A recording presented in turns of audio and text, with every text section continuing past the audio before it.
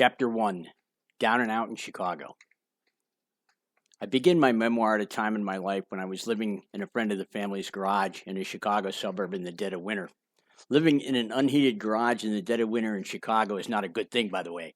That garage was freezing, and I was freezing. I slept on a mattress on the floor, and I can still remember waking up in the morning and running my fingers over my frozen hair. I swear to God I remember that little detail, even though it happened almost 40 years ago. The other thing is that garages are dirty, and I was dirty. I had zero money, I didn't have a job, I had no prospects, and I was sleeping on a filthy, dirty garage floor. So I guess you could say that I was down and out. The year was 1981, and I was 28 years old. I was good looking, I was intelligent, I came off well, and I could sell. When I dressed the part, I looked and acted like the real deal. You see, about 2 years prior, my father, who owned a manufacturer's rep business that sold stainless steel pipe and tubing to distributors, had hired my brother and me to work outside sales. First thing my dad did was to take me to Brooks Brothers in downtown Chicago and buy me a navy blue summer weight wool Brooks Brothers suit, some white Oxford button-down collar shirts, and a pair of black wingtip shoes. I'll always be grateful to my dad for not only knowing how to dress well himself, but for passing it on to me. He also bought my brother and I each a brand new Chevrolet Caprice Classic car. He trained me by taking me on sales calls with him until he thought I was ready to make sales calls on my own, and pretty soon I was calling on customers by myself and was well on my way to having a successful career as an outside salesman in the family business. Then one day, after making sales calls near downtown Chicago, I went to a bar in the city where an old high school friend of mine was bartending, and he served me free shots of ouzo until the wee hours of the morning. And on the way home, I crashed my brand new company car into a taxi that was on my blind side, as I was blind drunk at the time, and I decided that it would be in my best interest to take off because I sure as hell didn't need a DUI. Well, that's called hit and run, my friends, and a pretty serious crime. I was told later that the taxi had chased me for 3 or 4 miles down Lakeshore Drive until I was able to lose them.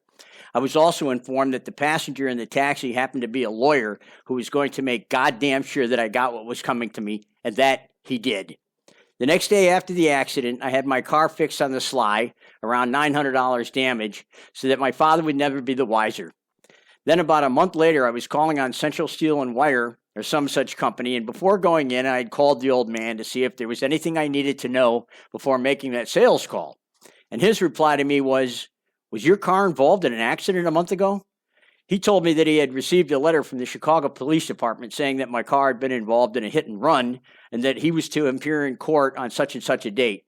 I mean, I had no choice but to admit it, so I told him yes, and he told me just come back to the office. About a half-hour drive, and so I did, and he proceeded to fire me. I was never rehired, by the way. I'm guessing that he figured that since I was an alcoholic and was probably never going to quit drinking, this sort of thing would happen over and over again, so no point in rehiring me. Know what I mean? We did go to court, by the way, and I remember everything got settled in the hallway of the courthouse between the lawyers. I never found out any details of what went down, and I never asked, but I'm pretty sure significant money changed hands to get rid of this thing. Anyway, here I was living in an unheated garage in the dead of winter in Chicago, and that wasn't on purpose, by the way. I mean, hell, a month prior I had a decent job, a decent apartment, a beautiful wife, and a precious 1-year-old daughter. But then one night I came home drunk, as usual, and my wife of 2 years had had enough. She had had her fill of living with an abusive alcoholic who had no intentions of quitting drinking. No normal person, by the way, can live with a drunk, especially a mean-tempered, self-centered, abusive drunk such as myself. So she grabbed our 1-year-old daughter and left, just like that. My parents lived a few blocks away, and she moved in with them, and they welcomed her with open arms. As for me, I was persona non grata and not permitted to go anywhere near her or my parents' house whatsoever. I had alienated everyone in my life, including my parents. And my lovely wife and I never did get back together, again, as she had made up her mind that I would never change, and you couldn't blame her because it didn't look like I would ever change. She had just had enough. Anyway, that's when I really hit bottom and sort of spiraled downward. I mean, even though I was an alcoholic, I still loved my wife and baby to death. Alcoholics do. Alcoholics still love their kids and wives, but our wives can't live with us, and so they leave. When they left, I was devastated. My daughter was only 1 at the time, and to be separated from her absolutely killed me. After they moved out of our apartment, all I did was drink. I remember I didn't even sleep in our bed because it reminded me of my wife and it hurt too much. So I slept on the couch in the living room. I was miserable. At the time, I had been working for a company called Hitachi Metals as an inside salesman, but I didn't really like the job. So after they left, I just didn't go back to work and instead did nothing but stay in the apartment all day long and drink. I stayed in that apartment until the end of the month and I couldn't pay the rent. So I contacted a friend of our family and told him my situation, and he offered me his unheated garage to live and sleep in, which I did even though it was winter. Let me tell you, when you write a book about your life, you start to question things in retrospect, such as why our family friend didn't invite me to stay in his house. Why the garage? Does that tell you anything? I didn't think about it at the time, but I do now. Writing a memoir affords you that opportunity. Anyway, I guess I had hit a pretty low bottom, i.e. no money, no job, no family, and sleeping on a garage floor. My father once told me a story that when he was a boy, he and his uncle Sonny were driving around Manhattan in New York one day, and they happened to be driving through the Bowery, otherwise known as Skid Row. And when they passed a bunch of bums sitting on the sidewalk and drinking booze out of brown paper bags, my dad's uncle turned to him and said, "Joe, those are broken men." Have you figured out yet that I had a serious drinking problem? I was told early on by my father that I was an alcoholic and that alcoholism was a disease and was passed down through the genes, and that his grandfather, Fritz Carlson, originally from Sweden, had passed it on to him, and that he had passed it on to me. By now, I had drunk my way out of 3 colleges, 3 jobs, and 2 marriages. So it wasn't merely bad luck or anything that I ended up on that garage floor, broke, jobless, and alone in the dead of winter. But it was the fact that I was an alcoholic, and I was just like those Skid Row bums that my dad and his uncle had driven by that day in the Bowery. I, too, was a broken man. End of chapter. Chapter 2. I land a job with Dean Witter. I'm not sure how, but somehow I mustered the will to pick myself up off that garage floor, brush myself off, put on my Brooks Brothers suit, and go look for a job. It was time to stop feeling sorry for myself and get on with my life. And although I had suffered the huge disappointment of losing my wife and baby, life goes on, and in those days I was resilient and had the ability to bounce back. You might not think so, but there is a very fine line between a jobless, broke, dirty, down-and-out guy sleeping on a garage floor and a guy in a nice suit sitting in a posh office selling stocks and bonds for a major Wall Street brokerage house, and I certainly would be proof of that. Anyway, I called up a top brokerage house, Dean Witter Reynolds, which was located in downtown Chicago, and I made an appointment for a job interview. I had been interested in the stock market since I was a kid, so why not give it a try? I interviewed with a guy named Rich DiMartini, the Chicago branch manager of Dean Witter, and a very sharp guy. The interview process consisted of 3 interviews. The first interview was a typical interview, plus fill-out application. The second interview was to test the applicant's ability to deal with certain situations with the customer on the phone. So when I got there, I was told to sit over there at the desk with the phone, and when it rings, answer it. Hence the test, which, by the way, was contracted out to some private company. So anyway, I sat at the desk, the phone rang, and I picked it up, and the person who works for the testing company says something that I'm supposed to respond to, but I couldn't get past the fact that the whole exercise was a fake. So I did their little phone test, and then was told to return for a final interview at the same time the following day. So I arrived for my third and final interview, and I sit right in front of Rich DiMartini's desk as usual, and we greet each other. And then he says to me, "Brad, according to the company that is contracted to do that phone test, they said that you didn't do well and that you don't have much potential in phone sales," or some such thing. And as soon as I heard that come out of his mouth, I shot back in no uncertain terms, "Rich, no one is ever going to tell me that I'm not a good salesman." And I meant it. I was pissed. And with that, he said, "You're hired." That is a true verbatim story. Ask Rich.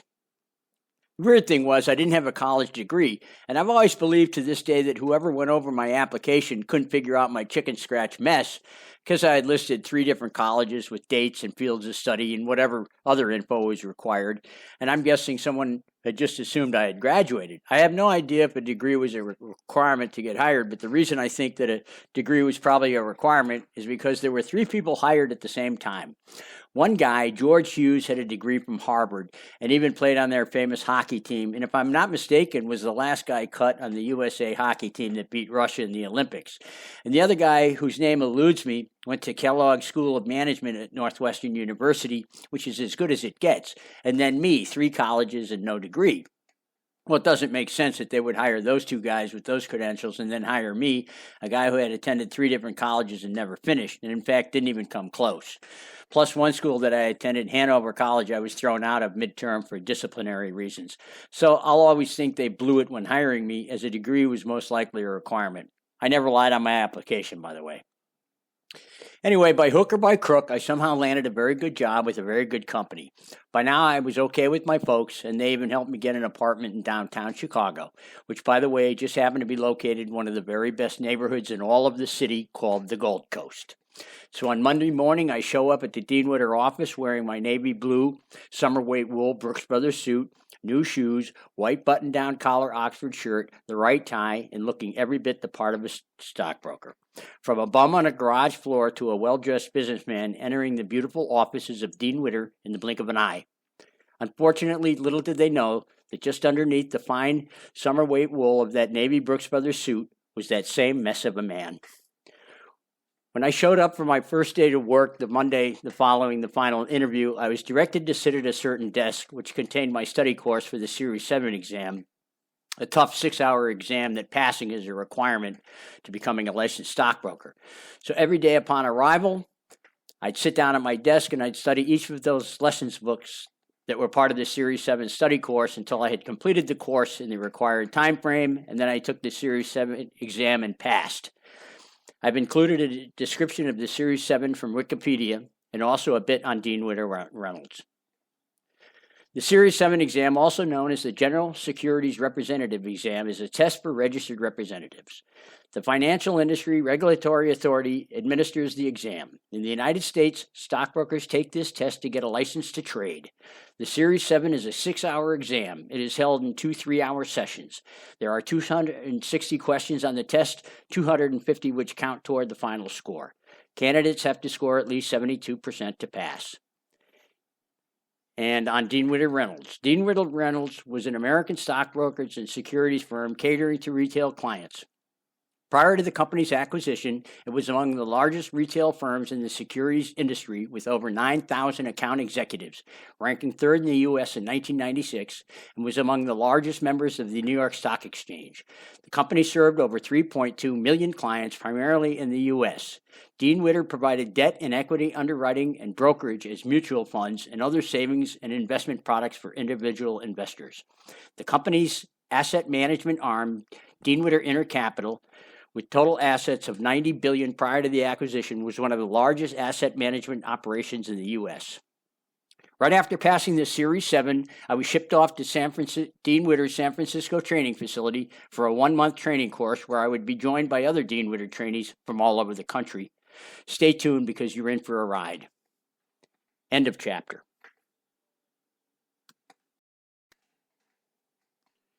Chapter 3. I get fired during training. Right after passing the Series 7, I was shipped off to Dean Witter's San Francisco training facility for a 1-month training program, as were the rest of the Dean Witter new hires throughout the country. That first night in San Francisco, a bunch of us trainees from all over the country, maybe 20 of us, went down to the hotel lounge and drank in celebration, I guess you could say, and had one hell of a good time.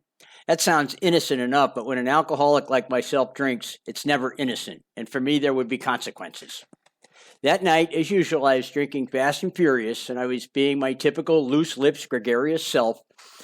And I sat next to this very pretty lady who was sitting on a couch in the lounge, and there was also a guy sitting near her, though I didn't think they were together. So I'm talking, we were probably telling her how great I was, and I said something to her like, "I could eat you whole," a term we used as kids when referring to food that was so good you could eat the whole thing in one bite. But when I said it to her that night, it came out, "I could eat your whole." Whoops. I actually remember that little scene like it was yesterday, believe it or not, and I said it exactly like that. Anyway, after I said that, I remembered that the lady and the man got up and left. I guess they were together after all. No big deal. But later it would end up being a very big deal indeed. Anyway, eventually all of us trainees went back to our rooms, and the next day the training program began. After about 2 weeks of going to class, learning all of the ins and outs, the day-to-day of actually being a stockbroker, product training, phone training, and the like, I went into the office of the training manager to pick up my paycheck, as was protocol. And he says to me, and I'll never forget these words as long as I live, "Mr. Kerner, your boss in Chicago, Rich DiMartini, will be calling you in the next 5 minutes, and I have to tell you, you are on very thin ice with the company." Just like that. And then he pointed to this small desk with a phone on it and told me to go sit down over there. So I sat at that little desk, and about 30 seconds later, the phone rang, and it was my boss, the branch manager of the Chicago office of Dean Witter Reynolds, Rich DiMartini. And he was very exact and to the point when he said, "Brad, you said something to a young lady in the hotel lounge where you're staying that apparently was very insulting, and she and her husband tracked you down knowing only that you were in town training to be a stockbroker with Dean Witter in Chicago. The man who was sitting there with her was her husband, and they happened to be a very big Dean Witter customer, and in fact just happened to be our biggest retail customer in Los Angeles. And they told us that if we didn't fire you, they would move their account elsewhere. So we're going to have to let you go." Just like that, I was fired, long distance, 2 weeks into a 4-week training program. I started crying at that little desk with a phone on it. I was in shock. What just happened? My parents, my entire family was so proud of me. They actually started to believe I could make something of myself, and so did I. I'm fired, and I'm fired just like that. And long distance over the phone. That's almost impossible. What would I say when I got back to Chicago in 2 weeks? What would I tell my parents? "Oh, God, you've done it again, Brad." Anyway, the hotel and everything was paid for the next 2 weeks, so I stayed in San Francisco, hitting those great bars on Fisherman's Wharf, and was, believe it or not, actually having a damn good time in spite of everything. And even did some socializing, as I had met a very nice couple in one of the bars who had grown pretty fond of me and ended up taking me sailing with them on their small sailboat in the San Francisco Bay. It was fun, took my mind off of things. The other thing that I did in those 2 weeks was to make a few phone calls on Dean's nickel to a few brokerage houses in Chicago to set up some appointments for job interviews. It was a bit tricky telling them that I had passed the Series 7, but that Dean Witter had fired me during training. They asked me what had happened, and I told them a half-truth that a bunch of us Dean Witter trainees were drinking in the hotel lounge that first night that we got there, sort of celebrating, if you will, and I had said something to someone that they took offense to, and it got back to my boss, and I was fired. You know, this was many years ago, but I'll never forget what the branch manager at E.F. Hutton said after I told him how I got fired. He asked me, "Brad, do you have a drinking problem?" And of course I told him no. Well, that was a lie. I then headed back to Chicago in trouble once again. Go figure. I found this next little item regarding Dean Witter's training program in my research and thought that I'd include it. Dean Witter's research department provided economic analysis and commentary, and in 1945 became the first retail securities firm to offer a formal training for account executives. End of chapter. Chapter 4, Dean Witter rehires me.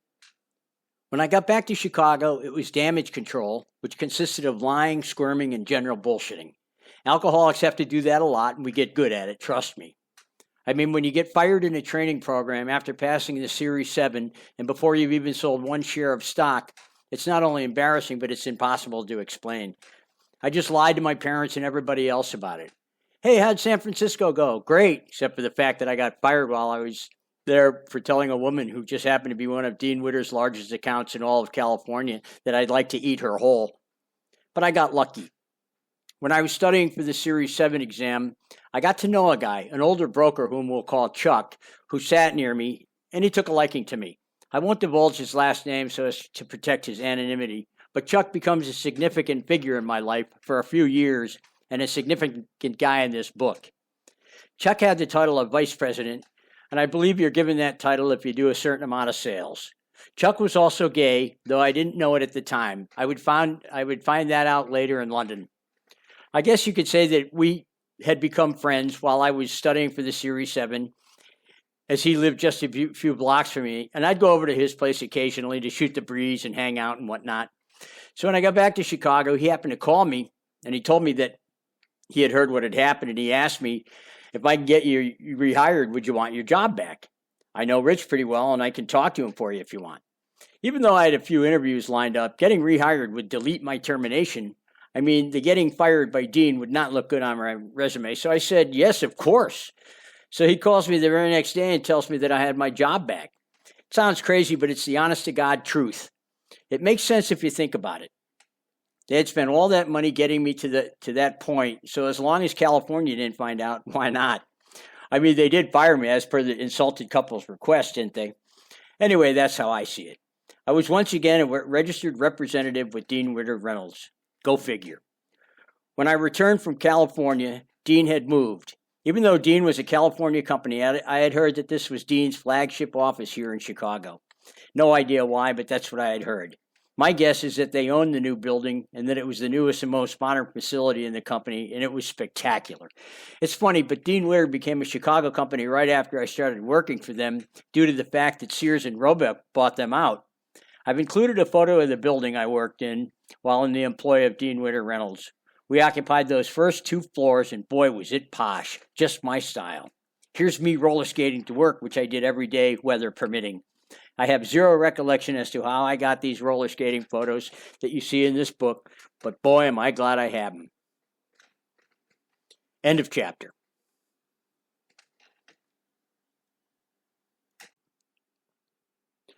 Chapter 5. I roller skated to work. One of the fringe benefits of getting hired by Dean Witter was the fact that for the first time in my life, I got to live in a big, fantastic city, i.e. Chicago, and be exposed to so many great and different things that had I stayed in the suburbs, I never would have been exposed to. And one of those things was roller skating. When I wasn't working, I would hang out on Oak Street Beach, which was the place to hang out if you lived downtown Chicago. And there were a bunch of roller skaters down there skating along the lake, looking like they were having one hell of a lot of fun. And so I just had to try it. So I bought some skates and ended up getting very proficient at it. And in fact, skating became my passion. And so I skated to the Dean Witter office every single day, weather permitting. My roller skates, in fact, were to become my closest friend in the coming years. And I would end up skating around the world, I guess you could say, including Paris, Singapore, New York, Miami Beach, Hong Kong, Shanghai, Taipei, and Bangkok. Oh, and don't forget that one day in London, Brad, when you skated from the train station where you had just arrived from Berlin to Brown's Hotel and into the lobby to meet Chuck, that unforgettable day back in 1985. You remember Chuck, the gay guy who got me my job back? But that's story later. I've included a few images of me skating down fabulous Michigan Avenue to the Dean Witter office in 1982 or so. Looks like fun, doesn't it? I guarantee you that I was the only one in Chicago skating to work in a Brooks Brothers suit, and I know that because I never once saw anyone else doing it. You have to remember that this was the early 80s, and people weren't roller skating or skateboarding in the streets yet. So when I did it in Chicago, it stood out, and later when I skated the streets of Singapore, Hong Kong, China, Taipei, and finally Bangkok, I was quite the item, what can I say? One time when I was skating the streets of Bangkok, a guy from the Bangkok Post was going by in a taxi and noticed me skating, and the taxi stopped and pulled over, and he got out and asked me if he could interview me and take some photos, and of course I said yes, and a few days later those images ended up on page 3 of the Bangkok Post. Unfortunately, when I was arrested years later in my room in Pattaya for drugs, the police took all my stuff, including my copy of that Bangkok Post newspaper, and I never did get it back. I'm still trying to recover it for the book, but when I call the Bangkok Post to see if I can get that particular newspaper, they need a date, and I haven't been able to figure that out. End of chapter. Chapter 6. Dean fires me yet again. After about a year at Dean, I was sitting at my desk, which was located in an area of the office which was referred to as the bullpen area, an area where the lowest producers in the office sat, and was located right smack dab in the middle of the office. If you were a successful broker, you would be given your own private glass office, and if you weren't, you'd be sitting in the bullpen and right out in the open. Anyway, one day I'm arguing with a customer over the phone regarding his stock that tanked, and he had said something nasty to me, and I screamed at him at the top of my lungs, telling him that I would crawl through that goddamn receiver and kick his ass if he said one more word about his stock loss. Well, everyone in the entire office could hear me, and in fact, it was probably rather frightening. And another broker in that same bullpen area happened to be servicing a customer at his desk when I had my temper tantrum, and so a few minutes after my outburst, somebody came by my desk and tells me that Rich wanted to see me in his office. And so I went into his office and sat down in front of that big, huge, clean, shiny desk of his. And he explained to me that another broker had come into his office complaining about my outburst, as he had had an elderly female customer at his desk, and it had embarrassed the hell out of him, and that it was just unacceptable for me to have done that. And then Rich proceeds to tell me that my services would no longer be required at Dean Witter Reynolds. So much for my career at Dean Witter. And mind you, Rich may have been just looking for an excuse to fire me because of my sales figures, or lack thereof. So I was jobless once again and in trouble. My father used to tell me that a leopard never changes his spots, and I had just proved him right yet again. Anyway, I would find myself job hunting once again, and that same mess of a man would soon fool another brokerage house into believing that that professional image of me was me, but they'd be proven wrong, as that dragon would rear its ugly head there too. What's that definition of insanity again? Doing the same thing over and over again and expecting a different result? I was most definitely insane, wasn't I? Just out of curiosity, I Googled the name of the guy who had hired and fired me twice, the Chicago branch manager of Dean Witter Reynolds, Rich DiMartini, to see where he ended up, and came up with the following from Wikipedia. I think you'll be impressed. As is reported below, he became highly successful, and that doesn't surprise me one bit. And then a bit on Dean Witter Reynolds. Rich DiMartini joined Crestview as a partner in 2005 and is a member of the investment committee. He is also head of Crestview's financial services strategy. Prior to Crestview, Rich served as president of the Bank of America Wealth and Asset Management Group from March 2001 until December 2004. At Bank of America, Rich was responsible for all wealth and asset management activities and oversaw approximately $400 billion in assets under management. He was also a member of Bank of America's operating committee. Prior to Bank of America, Rich retired from Morgan Stanley, where he served as chairman and CEO of the International Private Client Group. His 26-year career at Morgan Stanley included roles as president of Individual Asset Management and co-president of Dean Witter & Company, Inc., and chairman of Discover Card. He was also a member of the Morgan Stanley Management Committee. Rich is currently a director of Fidelis Insurance Holdings, Protect My Car, and Victory Capital. He also currently serves as a director of Partners Capital, the United States Equestrian Team Foundation, and is a trustee and president of the Whitney Museum of American Art. Rich has served as chairman of the board of NASDAQ Stock Market and the vice chairman of the board of the directors of the National Association of Securities Dealers, Inc. Rich received a BA from San Diego State University, which he attended on a tennis scholarship. End of chapter.